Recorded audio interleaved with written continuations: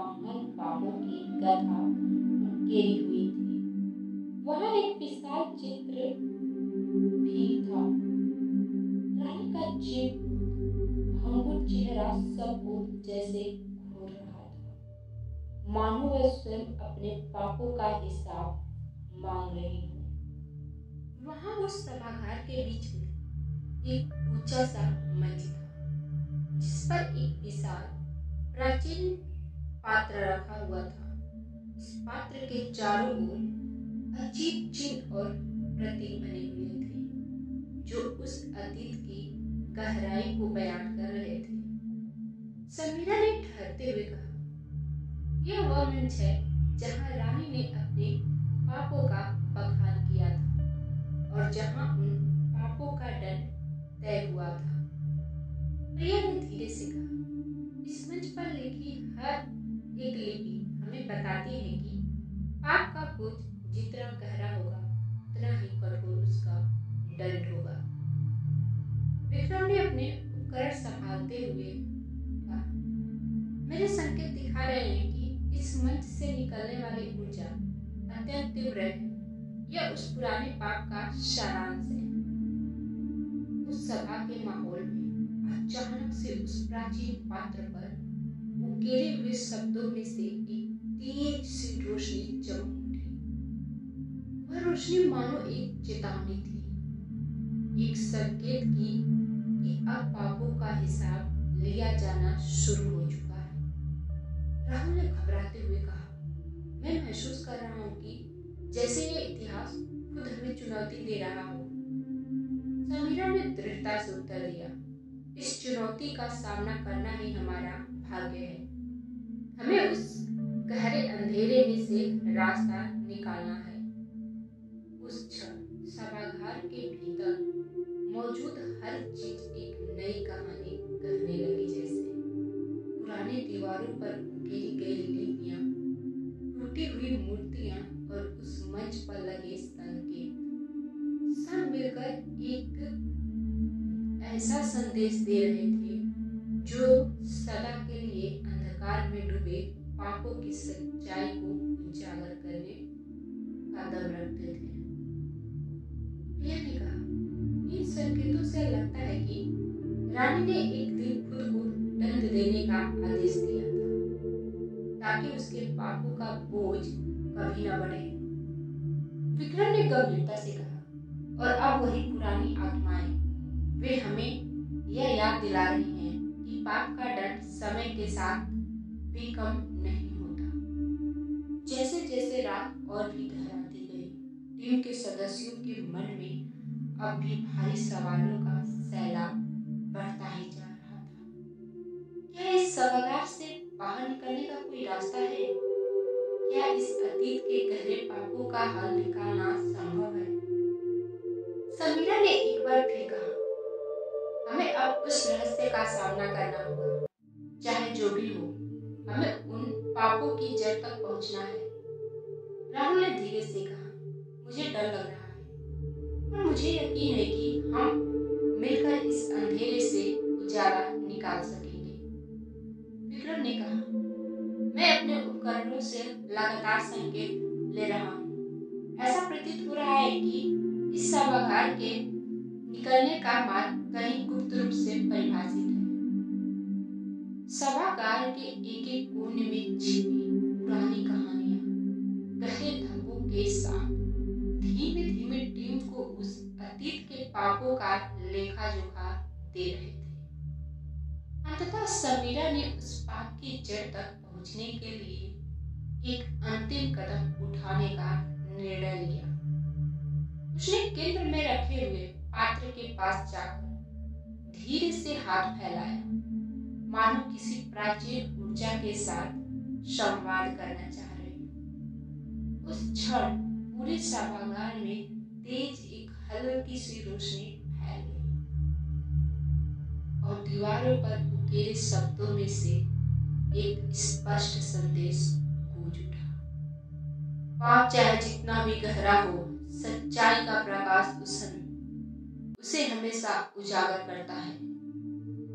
Team के सदस्यों ने एक साथ महसूस किया कि अब वक्त आ गया है। अब उन्हें उस अंधेरे के परे निकलने का रास्ता मिल जाएगा।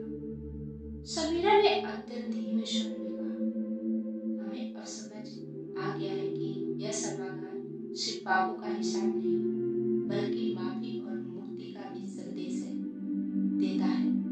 यदि हम इस संदेश को समझ लें तो शायद रानी की आत्मा को भी शांति मिल सके। विक्रम ने उपकरण संभालते हुए कहा, मेरे पास कुछ संकेत स्पष्ट कर रहे हैं कि आगे बढ़ने का रास्ता वही छुपा है जहां प्रकाश और अंधेरे का द्वंद्व सुलझा जाए। रात के इस अद्भुत अध्याय में जब टीम ने एक दूसरे की आंखों में साहस और चिंता दोनों देखी, तब उन्होंने तय कर लिया कि अब इस सभागार के माध्यम से वे उस अतीत की गहराई में जाकर उस पाप के मूल तक पहुंचेंगे जिसने इस किले को सांप में बदल दिया। आशा ने बिना किसी अनावश्यक निर्देश के स्पष्ट और सहज स्वर में कहा, हम अब आगे बढ़ते हैं और कोई भी अड़चन हमारे रास्ते में नहीं आ सकती। यह हमारी जंग है अतीत के पाप के विरुद्ध और उस आत्मा के न्याय के लिए। उस राह सभागार का हर एक कोना, हर एक दीवार और हर एक पुराने लिपि उस अतीत के गहरे दर्द की कहानी बयां कर रही थी। टीम ने जान लिया कि अब इस सांप का अंत निकट आ गया है, एक ऐसा अंत जो उन पापों का हिसाब लेगा और शायद रानी की आत्मा को मुक्ति दिला देगा।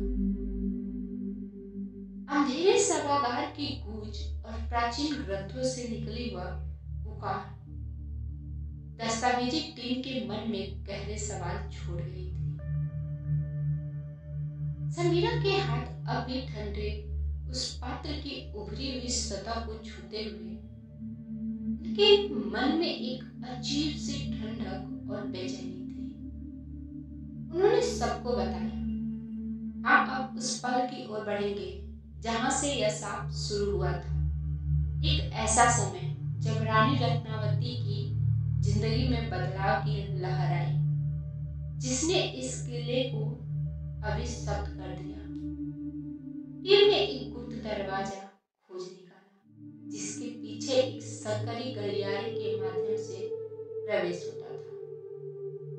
विक्रम ने उपकरणों के द्वारा संकेत लेते हुए कहा, मेरे संकेत बता रहे हैं कि इस दरवाजे के पीछे कुछ ऐसे दस्तावेज और चित्र लगे हैं जो अतीत की कहानी को बयां करते हैं। राहुल की आंखों में डर और जिज्ञासा का संगम दिखाई देने लगा।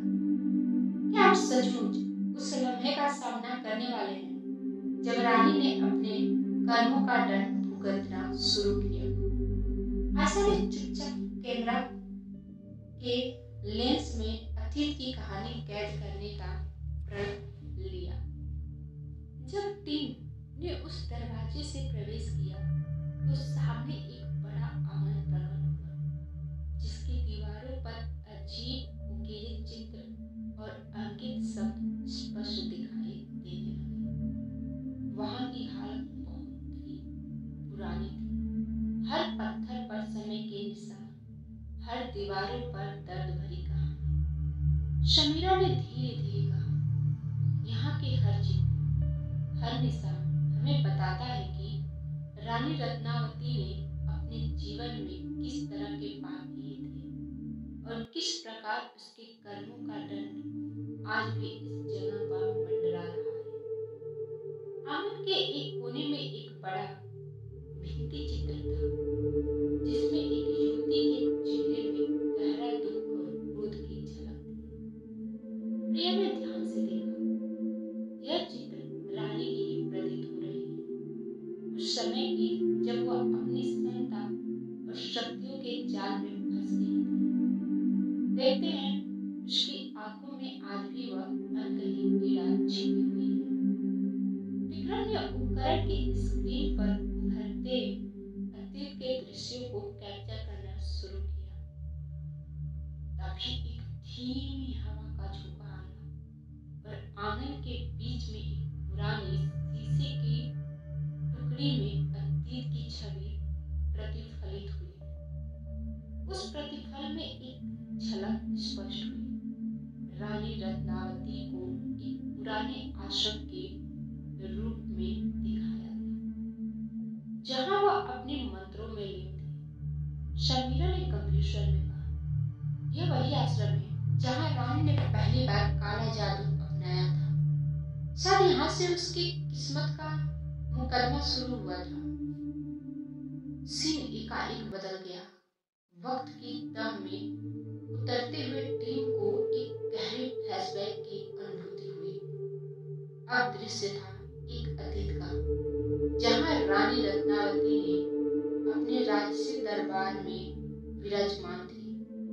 उस दरबार में चांदनी की हल्की रोशनी, दीपों की झिलमिलाहट और मंत्रों की गूंज थी। एक युवा रानी जिसकी आंखों में असीम आत्मविश्वास था, अपने मंत्रों के साथ विध्वंस का मार्ग चुन रही थी। परंतु उसकी कथनी और करनी में अंतर था। उसके मन की उन अंधेरी भावनाओं का असर धीरे धीरे उसके चेहरे पर स्पष्ट दिखने लगा। वर्षों पहले की बात थी, जब रानी रत्नावती अपनी सत्ता को बनाए रखने के लिए एक अंधेरे तंत्र का सहारा लेने लगी थी। उस तंत्र के जरिए उसने शक्तियों से समझौता किया, जो उसे अस्थायी सफलता जरूर दी, पर उसकी आत्मा पर गहरा काला साया भी डाल दिया। ग्रंथ के पन्नों पर लिखी शपथ और मंत्रों के अनुसार उसने एक अंधेरे अनुष्ठान का आयोजन किया। एक अनुष्ठान जिसमें उसने अपने स्वार्थी प्रयासों से अपार पार किए। आश्रम के प्रांगण में एक गोपनीय कमरे में रानी ने अपने मंत्रों का उच्चारण करना शुरू किया। दीवारों पर बड़े बड़े अक्षरों में लिखा था, जब अंधकार में विश्वास जागता है तब हर पाप का डर अनंत काल तक रहता है। उसकी प्रतिध्वनि और उस मंत्र की गूंज ने पूरे कमरे को भर दिया। उसी समय कमरे के एक कोने में उपस्थित एक पुराना साधु, जिसने उसके कर्मों की सच्चाई जानी थी, चेतावनी भरे स्वर में कहा, हे रानी, ये रास्ते तुम्हें विनाश की ओर ले जाएंगे। जब तुम्हें अपने पापों का हिसाब लेगी तो कोई भी माफी न होगी। लेकिन रानी की आंखों में केवल क्रोध था। उसने उस चेतावनी को नजरअंदाज कर दिया। उस अनुष्ठान के दौरान रानी ने अपने करीबियों को भी अपनी शक्तियों का हिस्सा बना लिया, परंतु उसका स्वार्थ धीरे धीरे सबको अलग थलग करने लगा। विश्वासघात, लालच और पाप की बदली ने उसके दरबार को दरार में डाल दिया। एक एक करके उसके साथियों ने भी अपने अपने पापों का भार उठाया और उनके कर्मों का दंड इस आश्रम में अंकित हो गया। उस दिन से आश्रम का प्रत्येक कोना एक कथित वशीभूत आत्मा का घर बन गया। उन आत्माओं का जो अपने अपकर्मों का पश्चाताप अब तक नहीं कर सके। फ्लैशबैक में रानी का चेहरा बदलता हुआ दिखाई दिया। पहले तो उसमें शक्ति और मोहब्बत थी, परंतु धीरे धीरे वह क्रोध और दुख में ढल गया। उसकी आंखों में अब वह अंधेरा था जिसने उसके दिल को जकड़ लिया था। शर्मिला ने उस दृश्य को देखते हुए धीरे से कहा, उस दिन रानी ने न केवल अपने राज्य को बल्कि अपनी आत्मा को भी खो दिया। उसका शाप, वह शाप जिसने उसे और उसके चारों ओर के लोगों को आज तक बांधे रखा, वहीं से जन्मा। जैसे ही वह फ्लैशबैक समाप्त हुआ, टीम को फिर से वर्तमान में वापस लाया गया। आंगन की भित्ति, चित्र और पुरानी लेखनी में अब रानी के पापों के बारे में अधिक गहराई से उल्लेख था। प्रिया ने दस्तावेजी ग्रंथों में पढ़ा, शाप का मूल उस अनुष्ठान में है जब रानी ने अंधेरे की तरफ झुकने का निर्णय लिया। वह निर्णय उसकी आत्मा पर ऐसा बोझ डाल गया कि आज तक वह इससे मुक्त नहीं हो पाई। हर एक मंत्र, हर एक शब्द, यह सब अब यह गवाही दे रहे हैं कि पाप का दंड अनंत काल तक रहता है। विक्रम ने उपकरणों के माध्यम से मापन किया। उस ऊर्जा का स्तर अत्यंत असामान्य था, मानो उस अनुष्ठान के दौरान छोड़ी गई ऊर्जा अब भी अपना प्रभाव छोड़ रही थी। उसने कहा, इस ऊर्जा में आज भी वही तीव्रता है जो उस अनुष्ठान के समय थी। यह हमें बताता है कि रानी के पाप का असर न केवल उस दिन तक सीमित था, बल्कि यह पीढ़ियों तक फैल गया है। रात की उस ठंडी हवा में दस्तावेजी टीम ने आपस में विचार किया। राहुल ने धीरे से कहा, क्या यह सच में संभव है कि इतने पापों के बोझ को कभी भुलाया जा सके, या फिर हम सबका भाग्य है कि इस श्राप का हिसाब हमें भी देना पड़ेगा? समीरा ने दृढ़ स्वर में उत्तर दिया, सवाल तो यही है, क्या माफी की राह भी है, या यह दंड ऐसा है जिसे कबूल करना ही मुक्ति की एकमात्र कुंजी है? आंगन के बीच में स्थित एक विशाल पत्थर की मूर्ति, जिस पर रानी के मंत्रों के चिन्ह उकेरे थे, अब एक बार फिर ध्यान का केंद्र बन गई। आयशा ने कहा, मेरे कमरे में यह चित्र हर बार एक नई कहानी सुनाता है, मानो रानी की आत्मा आज भी उस पीड़ा के साथ जूझ रही हो और उसे मुक्ति नहीं मिल पा रही। विक्रम ने मुस्कुराते हुए कहा, यहाँ हर संकेत हमें उस सच्चाई से रूबरू कराता है। इस पाप का रहस्य उससे जुड़ा है कि कैसे पापों का दंड अनंत काल तक साथ रहता है।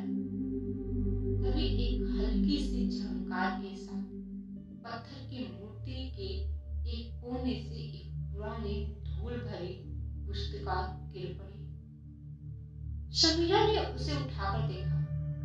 उसके पन्नों पर धुंधले अक्षरों में एक कथा लिखी हुई थी। उस कथा में बताया गया था कि रानी ने स्वयं एक शपथ ली थी, एक शपथ की यदि उसने अपने पापों का हिसाब नहीं दिया तो उसके राज्य में अंधकार ही अंधकार रहेगा और उसकी आत्मा उस पीड़ा का सच्चा दंड भुगतेगी। उसी पन्ने पर एक मुहर लगी हुई थी, जिसका प्रतीक था श्राप का सत्य। जो दिल में बसा है वही तो पूरे जहां में प्रकट होगा।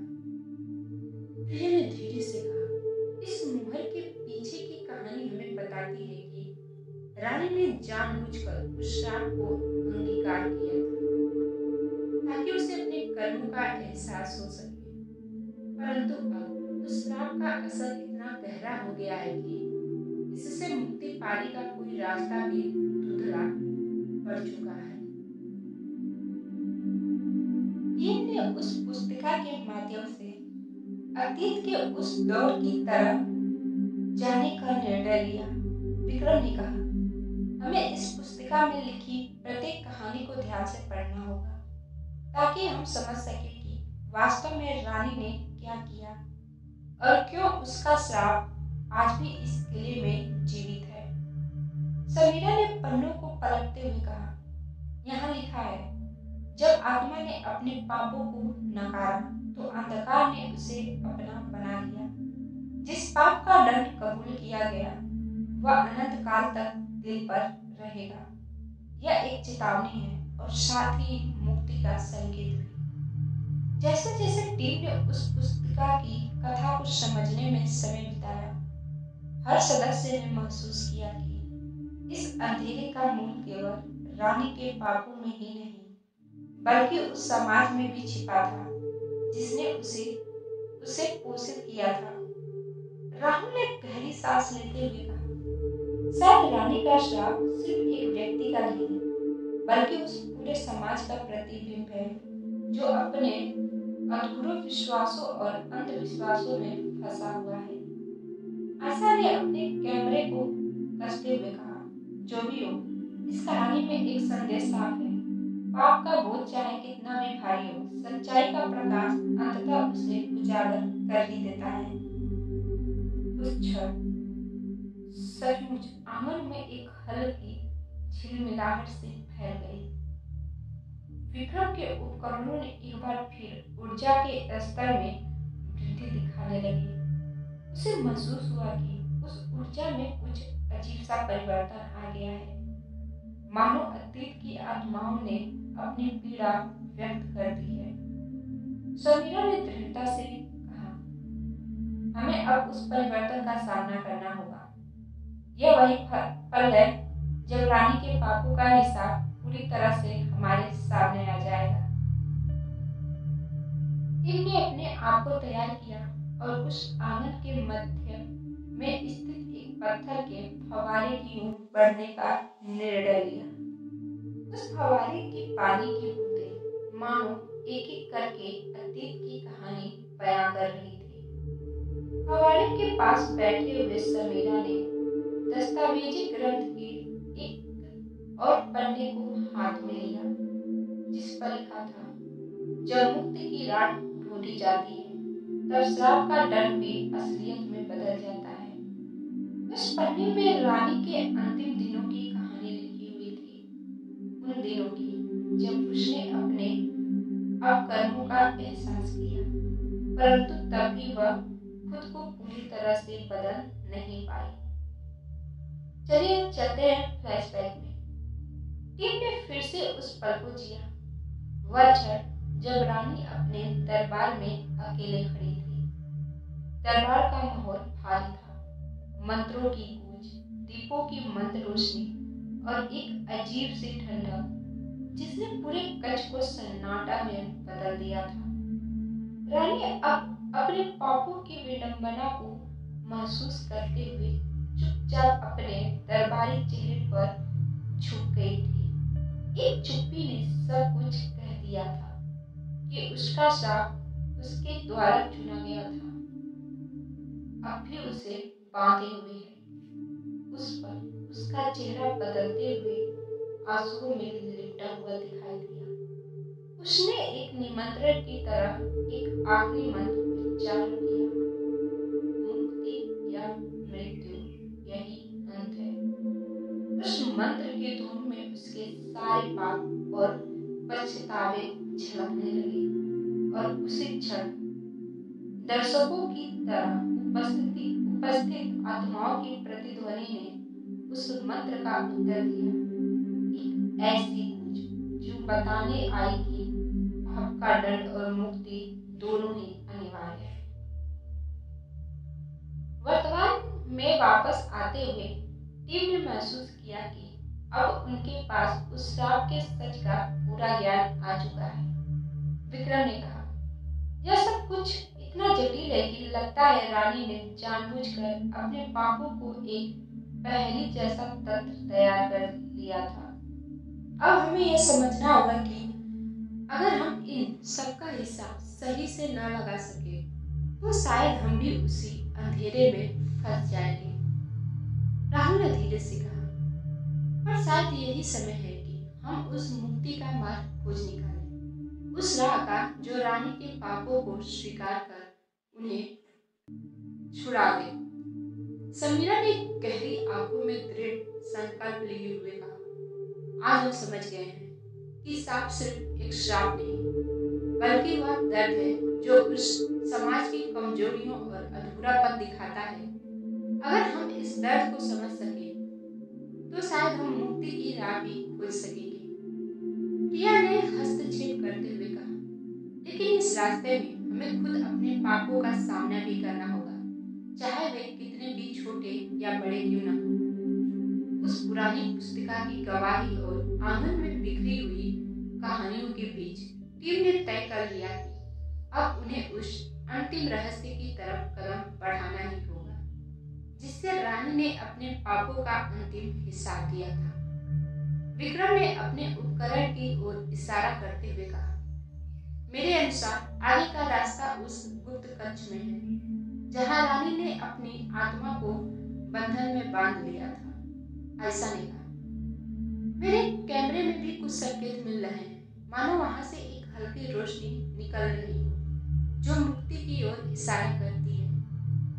धीरे धीरे टीम उस गुप्त कच्छ के दरवाजे की ओर बढ़े। कच्छ का दरवाजा पुराना लकड़ी और पत्थर की बनी दीवारों के बीच उस अतीत के भारी रहस्यों का संकेत देता था। समीरा ने दरवाजा खोलते हुए कहा, यहाँ छिपी हुई हर कहानी हमें बताती है कि श्राप का मूल तो हमेशा उस पाप से होता है जिससे हमने नकारा, लेकिन जिसे स्वीकार कर मुक्ति पाई जा सकती है। दरवाजा खुलते ही उस मंद रोशनी ने कमरे को भर दिया, मानो पिछले अंधेरे का अंत हो चुका और मुक्ति की किरण अब फैल रही हो। कच्छ के भीतर हर चीज बदल गई थी। दीवारों पर अब हल्के सुनहरे वर्ण उभर रहे थे और एक शांत धुंध सी वातावरण ने चारों ओर अपनी मोहब्बत बिखेर दी थी। उस स्थान पर रानी की आत्मा का सुकून झलक रहा था, जैसे उसने अपने अंतिम बार अपने पापों को स्वीकार कर लिया, अपने भीतर एक नई रोशनी पा ली हो। प्रिया ने धीरे से कहा, यह वही पल है, मुक्ति का वह क्षण जब सांप का दंड भी राहत में बदल जाता है। विक्रम ने अपने उपकरणों की स्क्रीन देखते हुए पुष्टि की। संकेत साफ है, वहां से निकलने वाली ऊर्जा में अब एक संतुलन आ गया है, जिसे हम मुक्ति की ओर बढ़ते देख रहे हैं। राहुल, जो अभी गहरी सोच में डूबा हुआ था, उसने कहा, शायद यही वो सच है कि जब पाप का दंड स्वीकृत हो जाता है तो अंततः वह मुक्ति में परिवर्तित हो जाता है। समीरा ने अंत में कहा, आज हम उस रहस्य से रूबरू हुए हैं कि सांप का सच केवल दर्द नहीं बल्कि शिक्षा और परिवर्तन भी है। यदि हम अपने अंदर के अंधकार को स्वीकार कर उसे समझ सके तो मुक्ति हमारे कदम चूम लेगी। उस क्षण कच्छ में बिखरी उस हल्की रोशनी ने ऐसा प्रभाव डाला कि टीम के हर सदस्य को एक अद्भुत शांति का अनुभव हुआ, मानो अतीत के भारी पाप अब थोड़े से कम हो गए और एक नई उम्मीद की किरण जगमगा उठी हो। आशा ने कहा, मेरे कैमरे ने इस पल को कैद कर लिया है, एक ऐसा पल जब श्राप का सच में मुक्ति में बदल रहा। विक्रम ने धीरे से कहा, हमें इस पल को संभाल कर रखना होगा, क्योंकि यही वह संदेश है जो अतीत से हमें मिलता है कि किसी भी अंधकार के बाद उजाला अवश्य होता है। उस गुप्त कक्ष से बाहर निकलते हुए टीम ने महसूस किया कि अब वे उस रहस्य के बहुत करीब आ चुके हैं जिसने रानी के पापों का हिसाब तय किया था। समीरा ने सभी से कहा, यहाँ से आगे का सफर हमारी आखिरी परीक्षा होगी। क्या हम उन पापों का सच स्वीकार कर उन्हें बदलने में सफल हो पाएंगे, या फिर अंधकार ही हमेशा हमारे साथ रहेगा? प्रिया ने उत्साहित लेकिन गंभीर स्वर में कहा, यह निर्णय सिर्फ हमारी खोज तक सीमित नहीं है। यह संदेश होगा कि हर पाप का दंड अगर स्वीकार किया जाए तो वह मुक्ति का मार्ग भी खोल सकता है। राहुल ने धीरे स्वर में कहा, अब तय होना है, हम उस अंतिम रहस्य की ओर बढ़ेंगे जहाँ से रानी के पापों का पूरा सच प्रकट होगा, और शायद यही सच हमें एक नई शुरुआत देगा। जैसे ही टीम ने उस अंतिम गुप्त दरवाजे से बाहर निकलते हुए कदम बढ़ाए, किले की चुप्पी में एक नई धुन समा गई। हर पत्थर, हर दीवार अभी उस गाथा की गवाही दे रही थी, एक गाथा जिसमें पाप का बोझ और मुक्ति का प्रकाश दोनों ही अपना अनूठा रंग बिखेर रहे थे। विक्रम ने कहा, आज हमने श्राप के सच का एक महत्वपूर्ण अध्याय पढ़ लिया है। आगे बढ़ते हुए हमें यह समझना होगा कि हमारा सफर अब सिर्फ इतिहास का दस्तावेज नहीं बल्कि भविष्य की एक चेतावनी भी बन जाएगा। शमीरा ने आखिरकार कहा, हमारी खोज ने हमें यह सिखाया है कि श्राप का सच कभी सिर्फ अतीत नहीं रहता, यह वर्तमान में भी अपनी पीड़ा, अपने संघर्ष और अंततः अपनी मुक्ति के संकेत देता है। हमें उस अंतिम रहस्य की ओर बढ़ना है जहाँ से शायद इस अभिशप्त किले का असली अंत और रात की आत्मा की मुक्ति की कहानी शुरू होती। दोस्तों, और एक सिर्फ लास्ट पार्ट है जिसमें आपको पता चलेगा कि रानी को आखिरकार श्राप कौन दिया था और उनकी मुक्ति कैसे हुई। अगर आप सबको ये पार्ट पसंद आया हो तो प्लीज़ चैनल को सब्सक्राइब और बेल आइकन को दबाना ना भूलिएगा। मिलते हैं नेक्स्ट पार्ट में, तब